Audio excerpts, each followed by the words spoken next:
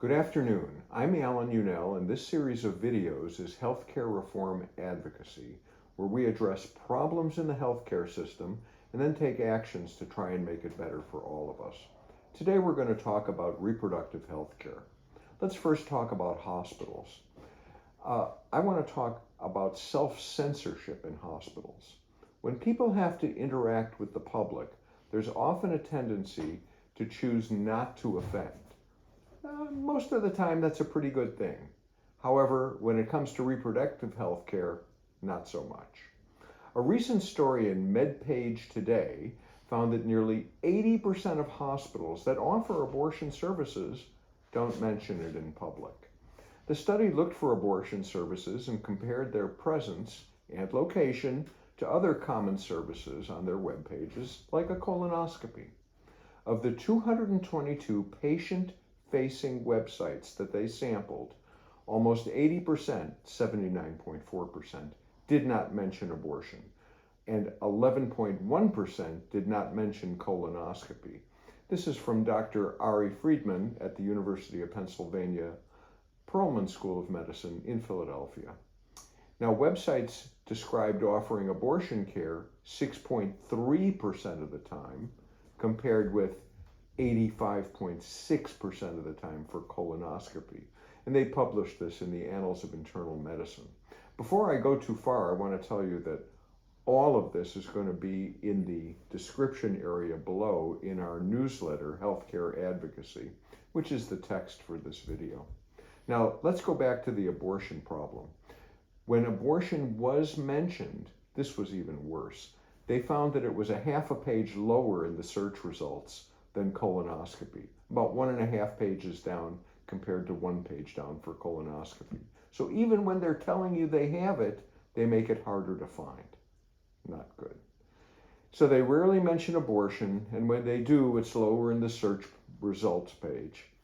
The vocal anti-abortion voices around us have created an environment of self-censoring, and that makes finding health information more difficult.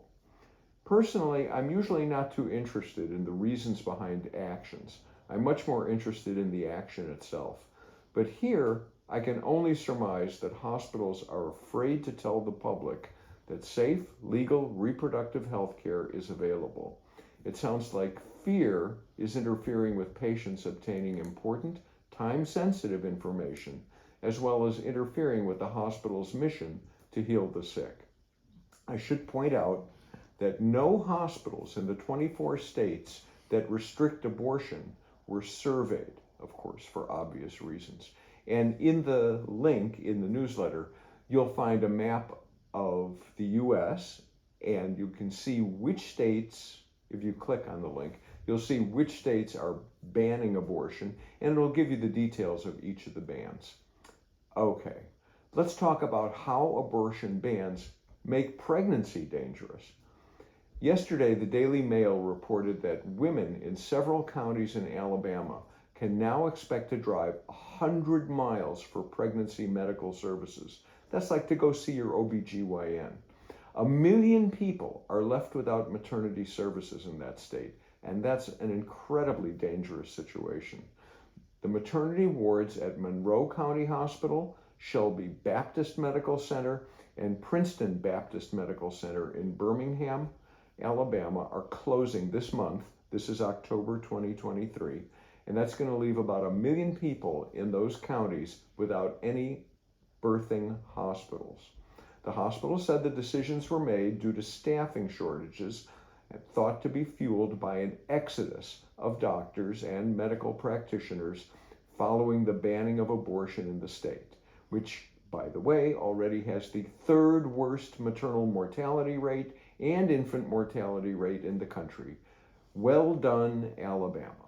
Okay, we can let our legislators know they need to take action, because truly this behavior is not unique to Alabama. We've seen it in other states like Idaho as well. So let's take action.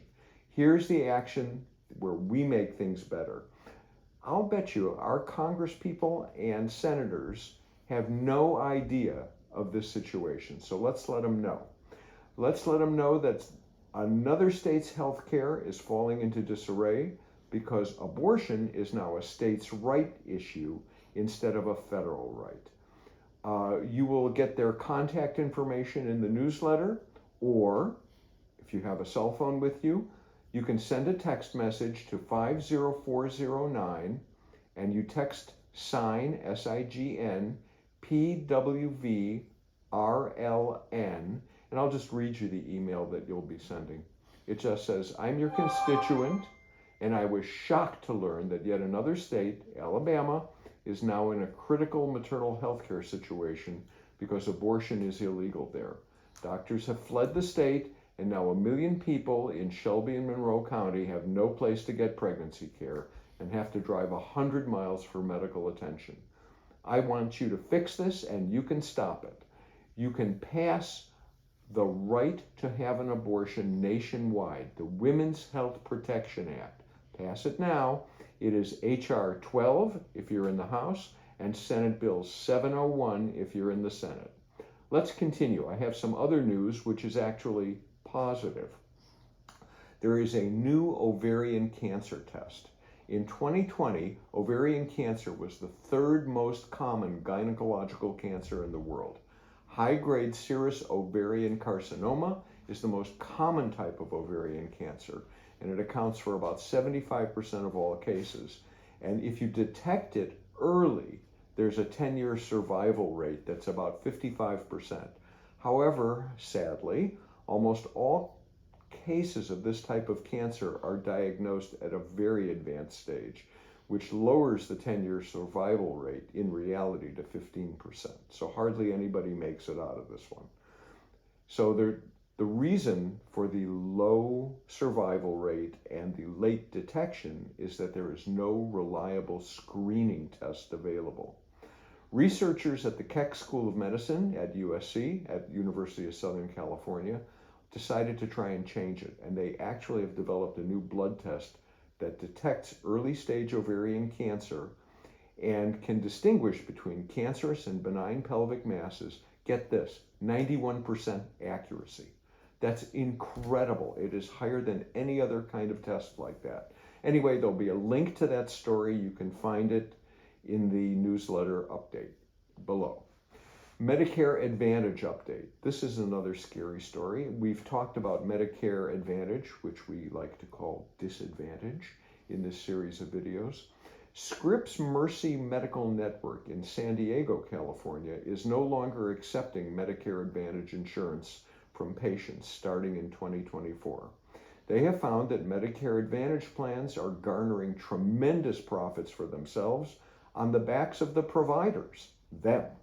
Yearly, Scripps Mercy loses $75 million from such plans, while insurers like United Health just announced a third quarter in 2023 of $5.8 billion.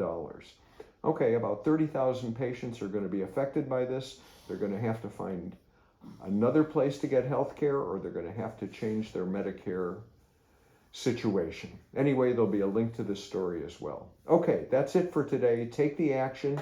Remember, like, subscribe, share, get a hold of Healthcare Advocacy Newsletter. Have a great afternoon. Thank you.